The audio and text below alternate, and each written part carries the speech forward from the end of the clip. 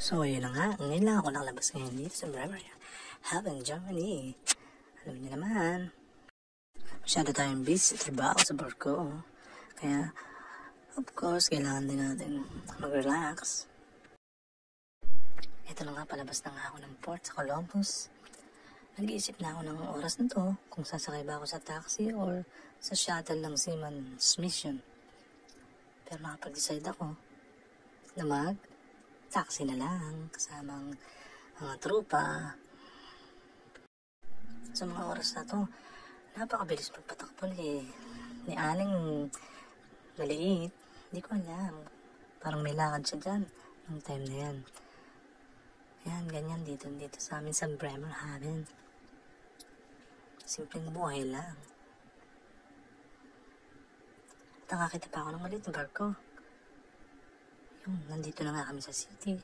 Siyempre, pasyal-pasyal din. Pag may time, nakakita ako ng isang malaking sea lion sa kalsada. So, ayan. May malaking simbahan. Pero siyempre, sa mga oras na yan, inabutan na ako ng gutom, kaya pumunta na ako sa mall. Naghanap ako ng Chinese restaurant. At ayan na nga, dito ako napadpad sa Asian Pan. Order na ako ng nasi goreng, chicken with shrimp, and rice, siyempre.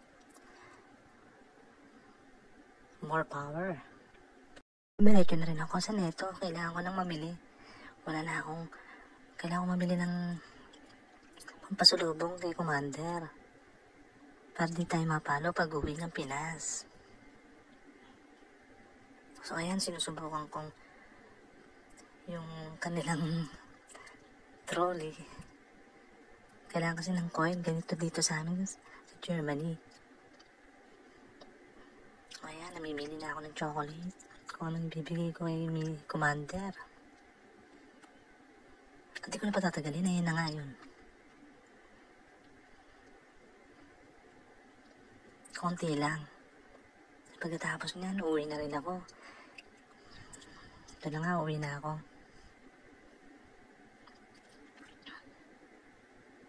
Mabilis lang ang pauwi. Naglakad na ako.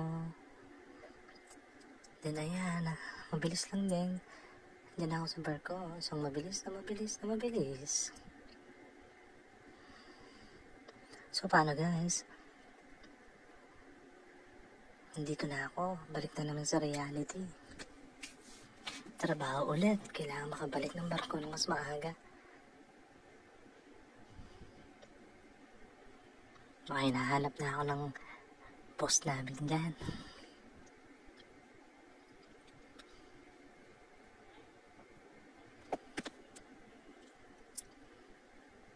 So ayan. Tingnan natin yung pinamili natin.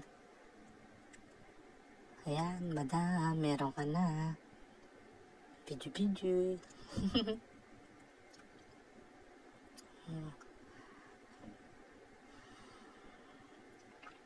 So, welcome in sa house.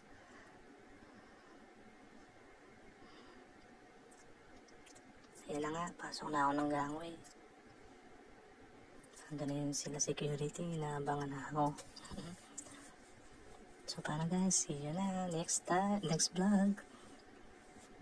Tschüss. Ciao.